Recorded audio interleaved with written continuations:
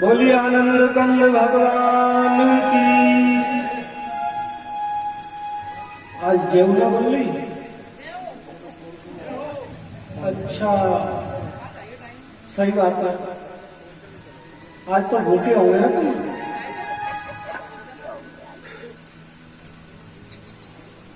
आज तुम्हें बारात में जाना है ना? बारात में जाओगे ना?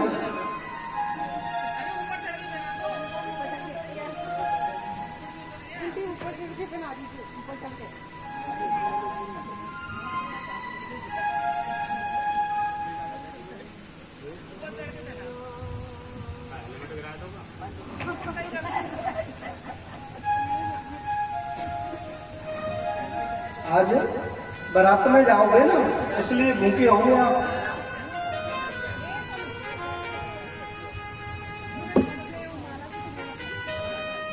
बोलिए आनंद कंद भगवान की जय हो।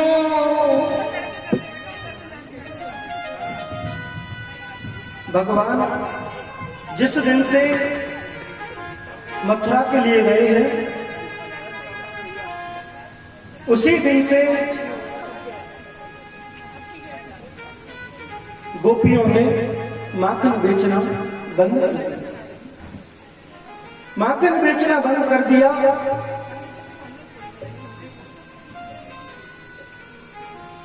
और गोपियां कहने लगी, जब हमारा पति परमेश्वर ही चला गया तो हम माखन बेचने के लिए क्यों जाएंगे? जब हमारा कोई पति नहीं है, हमने तो उसी को पति माना था, लेकिन वो चला गया यहां से।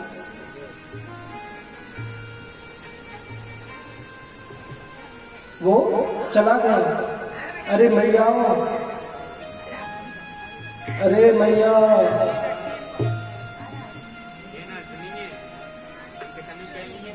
बनना लग रहा हो कि ताम मैं लगे।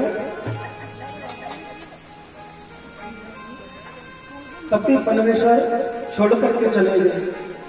ये बताओ, आपके कितने पति हैं?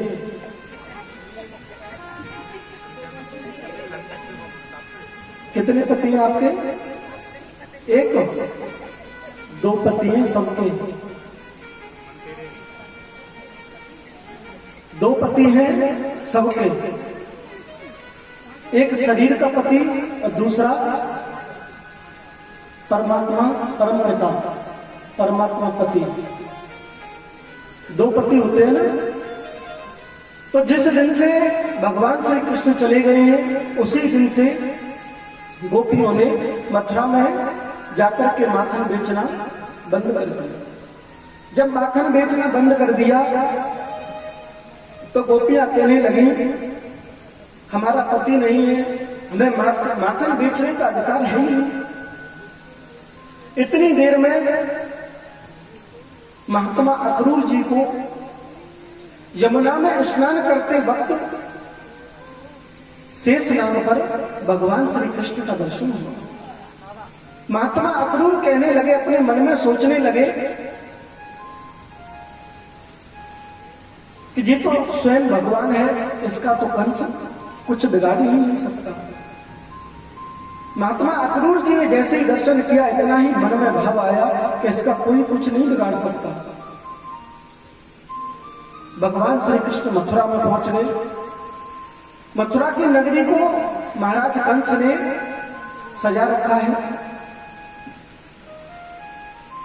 इतनी सजावट करवाई और मथुरा की जो माता थी, भगवान श्री कृष्ण के ऊपर फूलों की सुमन वर्षा कर रही थी। जब फूलों की सुमन वर्षा कर रही थी तो भगवान श्री कृष्ण के साथ में कुछ सखा चल रहे थे। जैसे बलराम जी जो थे, भगवान श्री कृष्ण की उंगली को पकड़ करके चल रहे थे और बलराम जी ने कहा, देखियो लाला, हम जब मथुरा नगरी में आए हैं और हमारा कितना स्वागत हो रहा है। देखो कितना स्वागत कर रहे हैं लोग। अगर हम मामा कंस के यहां पहुंचेंगे तो मामा कंस कितना स्वागत करेगा। मामा कंस कितना स्वागत करेंगे। भगवान श्री कृष्ण अपने मन में सोच रहे हैं कि नन्हा सा सका है और इसको क्या पता कि मामा कंस ने हमें किस लिए बुलाया है। मामा कंस ने हमें किस लिए बुलाया है। महात्मा अक्रूर जी साथ में चल रहे हैं। महात्मा अक्रूर जी ने कहा, गोपाल, इन अट्टालिकाओं के बीच में जो छोटी सी कुटिया है, उसी कुटिया में मेरी छोटी सी एक पर्ण कुटी है।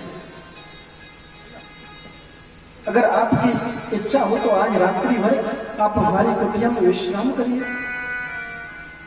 आप हमारी कुटिया में जाकर के विश्राम करिए। भगवान श्री कृष्ण कहने लगे, अरे अक्रूर जी, मैं तो सोच रहा हूं कि आज रात्रि भर आपकी कुटिया में विश्राम करूंगा, लेकिन हमारे पास टाइम नहीं है। कोई ऐसा मौका पड़ेगा तो हम मथुरा नगरी द्वारा आएंगे और तुम्हारी कुटिया में रात्रि भर विश्राम करेंगे। महात्मा अक्रूर कहने लगे, गोपाल, आपकी इच्छा है, जो कुछ करना है वो कर सकते हैं। महात्मा अक्रूर जो है इतना ही समझ गए कि वो गोपाल मेरी पर्ण कुटी में नहीं जाएंगे। धीरे धीरे चलते चलते मामा कंस के यहां पहुंच गए। मामा कंस के यहां जैसे ही पहुंचे तो मामा कंस के जितने भी राक्षस थे, मुष्टिक बोला कि गोपाल, हमने तुम्हारी जो लीला है मथुरा में बहुत सुनी है। हमने तुम्हारी लीलाओं को बहुत वर्णन किया है।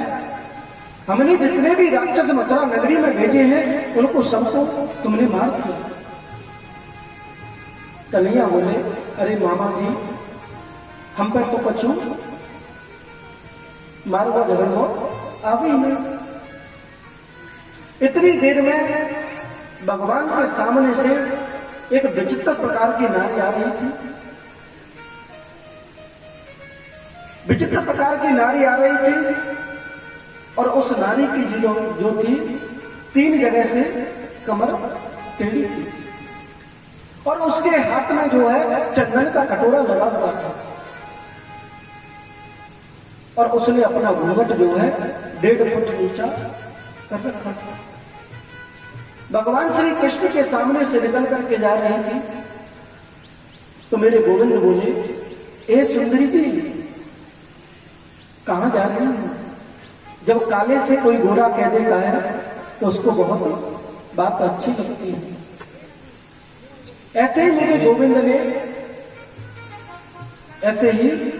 गोविंद ने कहा कि अरे सुंदरी जी, आप कहां जा रही हो? जैसे ही उसको सुंदरी जी बोला तो उसके मन में रसगुल्ले फूटने लग गए। उसके मन में जैसे ही रसगुल्ले फूटने के लिए लगे तो गोविंद ने कहा कि ऐसा है, आप जी चंदन का कटोरा लेकर के जा रही हैं, कहां जा रही हैं? वो विचित्र नारी गोविंद से बोली कि ऐसा है महाराज, मैं महाराज कंस को ये चंदन बहुत प्रिय लगता है। मैं महाराज कंस को चंदन लगाने के लिए जा रही हूं। गोविंद ने कहा, आप ये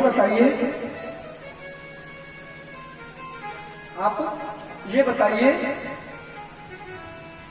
कि ये चंदन आप हमें नहीं लगा सकती हो? कुरपड़ी नारी ने कहा कि हाँ, लगा सकती हूं। उस कुरपड़ी नारी ने जितने भी बाल सखा गोपाल थे सबके चंदन लगाया, चंदन लगा दिया। जैसे ही मेरे गोविंद की बारी आई और जैसे ही मेरे गोविंद को उसने चंदन लगाया तो मेरे भगवान श्री कृष्ण ने उसके पैर के अंगूठे को दबा रखा था। पैर के अंगूठे को जैसे ही दबाया और उसकी थोड़ी सी 3 उंगली लगाया, उसको परम सुंदरी बना दिया। बोलिए बांके बिहारी लाल की जय हो। उसको परम सुंदरी बना दिया। इतनी देर में